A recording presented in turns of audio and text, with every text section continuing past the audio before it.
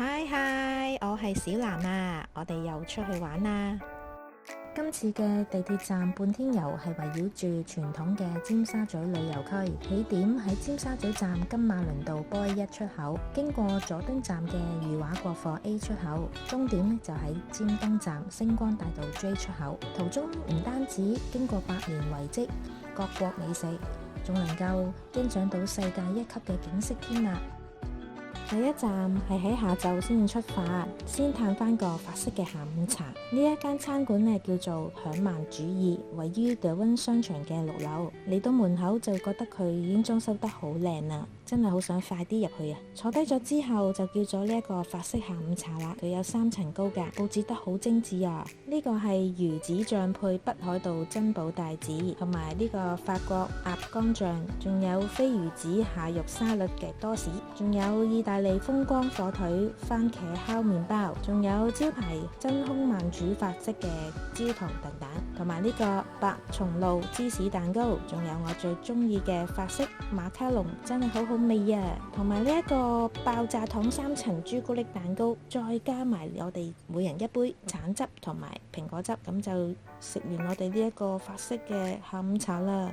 食完真係充滿晒幸福嘅感覺啊！第二站就嚟到緬甸台，登上信號山去欣賞尖東海岸線嘅風景。呢個信號山呢，佢嘅舊名叫做大包米，佢嘅功能係喺100年前為往來維多利亞海港嘅船隻報時㗎。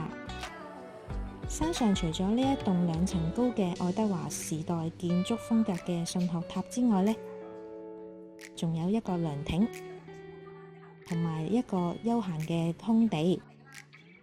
以前呢有炮台㗎，不過後尾俾人搬走咗咯。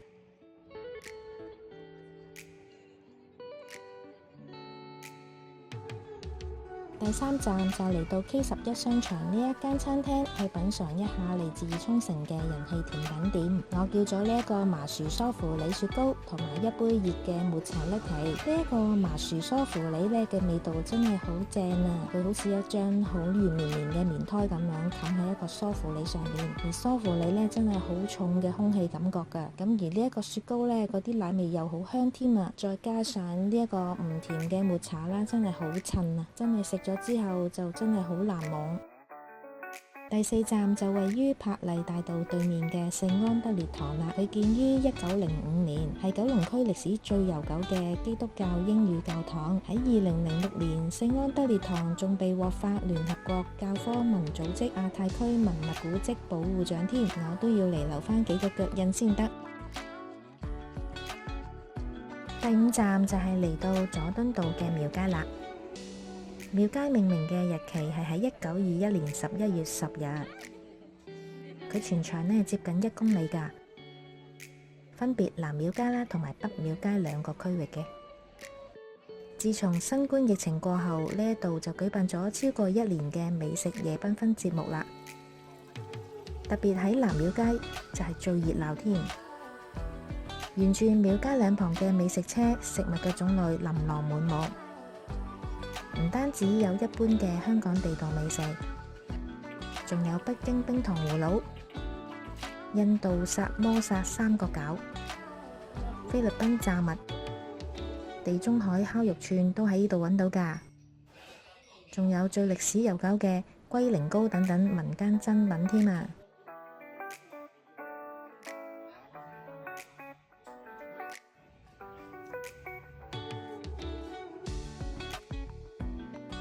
今日嘅最後一個景點呢，就係嚟到尖東海旁呢度睇夜景同埋睇燈飾。呢度係本地居民同埋遊客呢喺晚飯之後嚟散步嘅好地方嚟㗎。隨住星光大道嘅復修工程完成啦，新落成嘅 K11 商場呢，真係令到呢度更加熱鬧啊！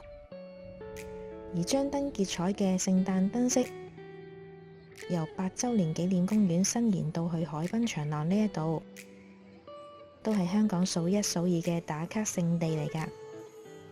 我哋嘅香港真係好靚啊！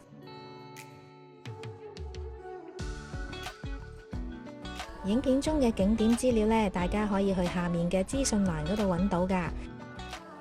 請大家訂閱呢個頻道同埋點讚啦！我哋下次會去另一個景點嗰度度假㗎，下次見啦！